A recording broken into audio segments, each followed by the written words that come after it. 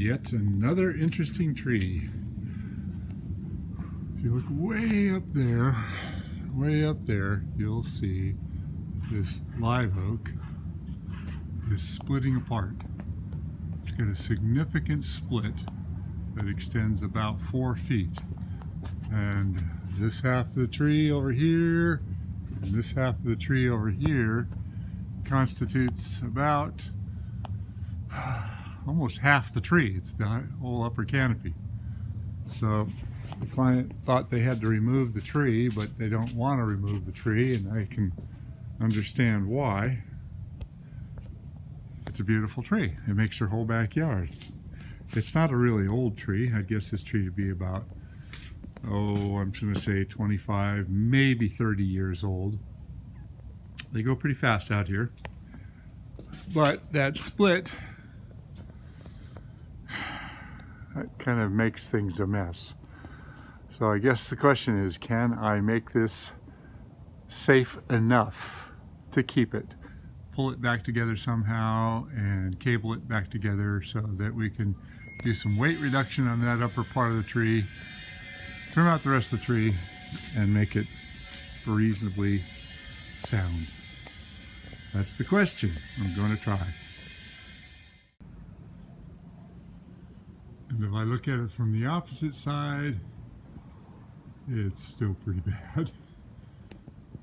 And it's not a fresh split. It's been like this for a while. You can see it's all dried out on the inside.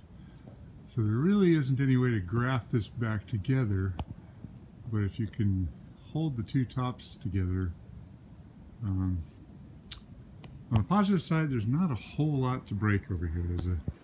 There's a garage over here, which is probably the worst possibility, and on this side the yard is fairly open, so if it was hanging over a house, that might be another story. You know, I got up in this tree with high hopes. I thought, well, maybe we can pull this side and this side back together and cable it and get enough weight off of it to salvage the tree. But then I looked down at the main crotch down there. I'll have to show you that a little bit closer, but it's splitting as well. So I'm afraid to say that I think that the clients would probably reject the idea of more cabling when the main crotch is compromised and there's decay and weakness down inside there as well.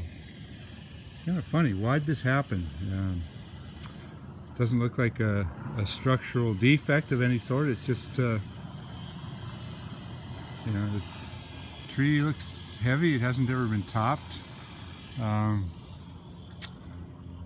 Not excessively heavy. I guess it was excessively heavy. Maybe we had some really good winds that just... Sometimes the winds and the storms will take apart the best of trees. That one down there, that's not good. So I think I have to recommend removing it. Temporarily though, I'm going to tie these two halves together so that they can get through Christmas without worrying. Okay, I think I said about 8 feet. It's more like 5 feet. But it's still quite significant. What I did temporarily is I put 3 wraps, actually 2.5 wraps of a climbing line around this to keep it from moving in the wind. And I think the tree needs to be removed. So that's just a temporary fix up there. And when it comes to removing the tree, oh, hello, squirrel. Hopefully the squirrel won't chew on my rope. Looks like there's a family of squirrels up there.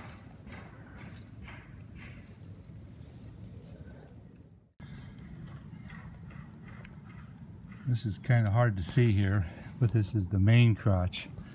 And the split goes down about 3 feet on this side. Can't see it very well on this side. Some of the branches are hiding it. But it's definitely opened up in there. So I changed my idea on this tree. I think this is too hazardous to keep. And as you can see light all the way through this. And the crack goes all the way down to here. stops on this side, but it's prominent on the other side. And this crotch is basically pushing itself apart. So it's not a matter of if, it's a matter of when. And because it's been open for such a long time, water's been seeping down there. This is just too volatile of an area to keep.